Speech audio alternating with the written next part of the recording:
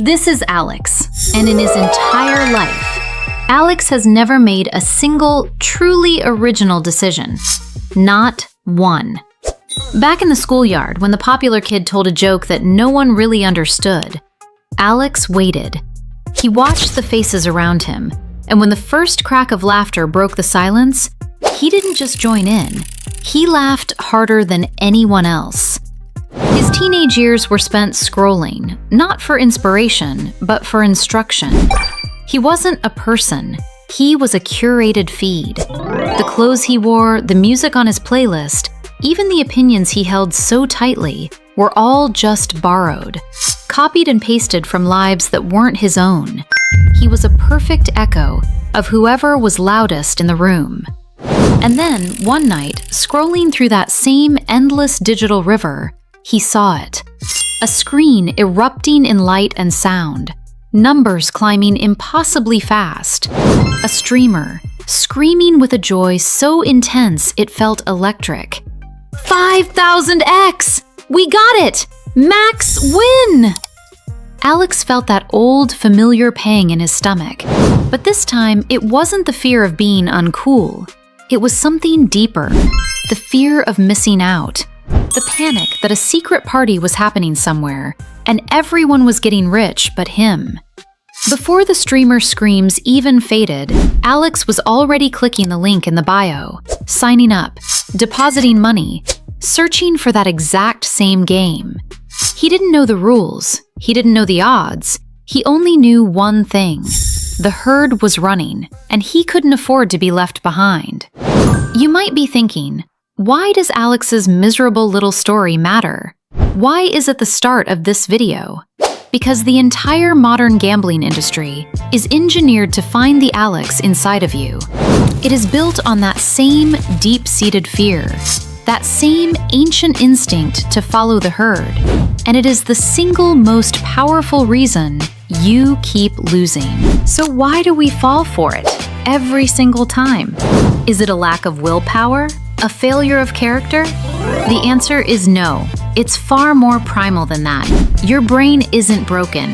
It's just running on very, very old software. To understand why Alex clicked that link, why you feel that pull, we have to go back. Not 10 years, not 100. We have to go back to the very blueprint of our survival. Picture the plains, 1,000,000 years ago. A herd of early humans gathered together. Out in the open, your individual strength means almost nothing. Your only real defense is the group. Your safety is in the numbers. Now imagine one of them suddenly starts to run. He doesn't shout a reason. He doesn't explain. He just runs. What do? Do you stand still? Analyze the direction of the wind? Weigh the pros and cons of staying put? No. You run. You run instantly. You run without question. Because in this world, the one who stops to think is the one that gets caught by the lion. For hundreds of thousands of years, our brains learned one unbreakable rule. The collective panic was always safer than individual logic. Leaving the herd meant death. This isn't poetry. This is evolutionary biology. It's a survival instinct so powerful, it's written into our genetic code. An alarm system in our subconscious that screams, "Do not get left behind." This is the heart of what we call herd mentality. It's not a thinking process, it's a reflex. It's a deep, powerful program designed to switch off your rational brain and plug you directly into the impulse of the crowd. It's a survival feature, not a personal flaw. But here's the bug in the system. That ancient software was never designed for the world we live in now. The lions are gone, the physical threats have faded, but the software is still running, still scanning the horizon for danger. And today, the rustle in the grass isn't a predator. It's a notification. It's a trending topic. It's the sound of a slot machine paying out a jackpot to someone else. And your brain, your ancient caveman brain, sounds the exact same alarm. Run, or you'll be left behind. So, you have a brain hardwired to follow the herd. A brain that panics at the thought of being left behind. How do you weaponize that? How do you build a machine specifically designed to exploit this ancient software bug? Well, if you wanted to build a modern slot game to manipulate people like Alex, it's actually quite simple. You don't build a game of chance, you build a theater. An elaborate digital puppet show, where the ending of every act is written long before the curtain ever rises. First, forget the idea of a physical machine with spinning reels. That's a romantic fantasy.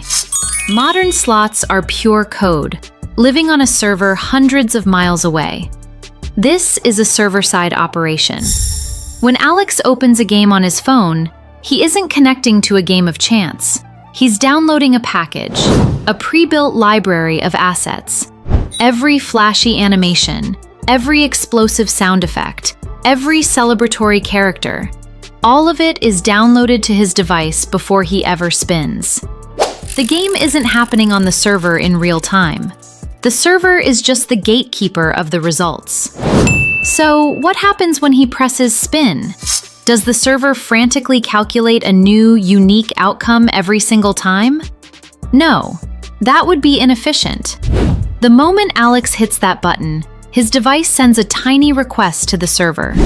The only thing the server does is consult its RNG, its random number generator. This isn't some mystical oracle. It's just a mathematical algorithm that spits out a number. That's it. The number is instantly cross-referenced with a predetermined pay table. Result: win, 50 credits. Or more likely, loss, 0 credits. The entire game part of the spin is over in less than a millisecond. Done. Finished. Everything that happens after that millisecond is the illusion. The server doesn't send back an animation. It just sends back the result. Loss. Win 20 times. Alex's phone, using that pre-downloaded package of assets, then plays the corresponding animation. It's just a video file, essentially. Those reels that seem to spin with so much tension, they aren't spinning. They're playing a pre-rendered animation that ends exactly where the server told it to. That heart-stopping moment where the final symbol almost lands for a jackpot? That's not a near miss. That was programmed. It's a specific animation called near-miss-scenario.mp4. It was always going to be a loss. The suspense is manufactured to keep you hooked. Every possible scenario, the small wins, the crushing losses, the epic bonus rounds, they are all just pre-packaged narratives. The server simply picks which story to tell you on each spin. You are not playing a game. You are watching a result. And Alex, convinced he's in a battle of luck and timing, is just pressing a button to find out which pre-recorded movie the server has chosen for him this time. He is the audience, not the player. So you're sitting in a digital theater, watching a puppet show where every outcome is predetermined. Your ancient brain screams to stay and watch, terrified of missing the one magical performance that could change your life. How do you fight a system that's been perfectly designed, inside and out, to exploit you? You don't. You can't outsmart it. You can't overpower it with willpower. Trying to win a fight on these terms is like trying to punch a ghost. The system is designed for you to lose that battle.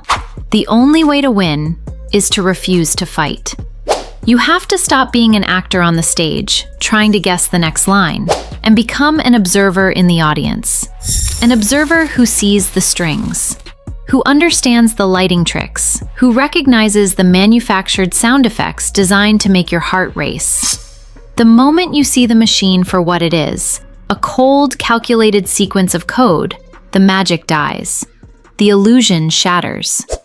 Have you ever wondered why affiliate streamers, the ones who get a cut of your losses, almost exclusively push slot games?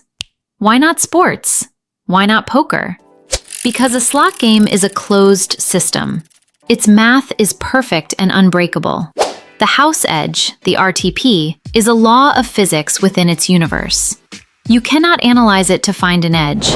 You cannot use data to get ahead of the server's pre-written script. It is an impossible equation to solve because the only variable is how long you're willing to lose.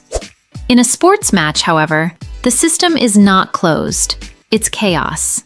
It's human error, weather conditions, injuries, psychology. It's a universe of data. And with the right data, the right model, you can challenge the house's odds. You can find value where others see randomness. You can turn the tables because you are analyzing reality, not a pre-programmed illusion. They push slots because in a slot game, the house is the god. In a game of data and analysis, you can become the challenger. The next time you feel that pull, that FOMO, that rush of the herd, don't fight the feeling. Acknowledge it. Say, "Hello, caveman brain. I see you. I know you're just trying to keep me safe." And then make a conscious choice. Ask yourself, am I playing a game of chance or am I solving a puzzle? Is this a script I am forced to watch or a reality I can analyze? The house will always have its edge. That is the rule of the game. But the most powerful advantage you will ever have is knowing which games are worth playing and which ones are just a puppet show. The real jackpot isn't a number on a screen. It's the moment you take back control and choose.